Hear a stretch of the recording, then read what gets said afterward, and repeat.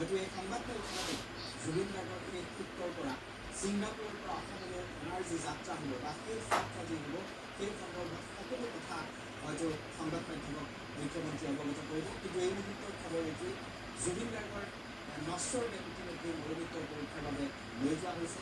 ছিংগাপুৰৰ জেনেৰেল হস্পিটেলৰ ICUত জুবিন গাৰ্গৰ চিকিৎসা চলিছিল, কিন্তু ভাল খবৰটো নাহিল। সকলোৱে কামনা কৰিছিল এই খবৰটো মিছা হওক, কিন্তু মৃত্যু চিৰন্তন, মৃত্যু সত্য। সেই অটল সত্য এতিয়া সকলোৱে মানি ল'বলৈ বাধ্য হৈছে।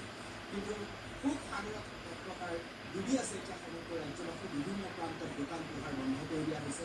বিভিন্ন প্ৰান্তত প্ৰাণৰ শিল্পীগৰাকীলৈ শেষ শ্ৰদ্ধাঞ্জলি জনাবৰ কাৰণে তেওঁলোকে ব্যৱস্থা কৰিছে। আমি ইতিমধ্যে উল্লেখ কৰিছোঁ, ছাত্ৰ সন্থাৰ ফালৰ পৰা লতাশিল খেলপথাৰত বিশেষ শ্ৰদ্ধাঞ্জলিৰ ব্যৱস্থা কৰা হৈছে। মুখ্যমন্ত্ৰী ডক্টৰ হিমন্ত বিশ্ব শৰ্মাই এখন সংবাদমেলৰ আয়োজন কৰিছে। সেই সংবাদমেলখনতে নশ্বৰ দেহ অনাৰ পৰা শেষকৃত্য বা শেষ যাত্ৰাৰ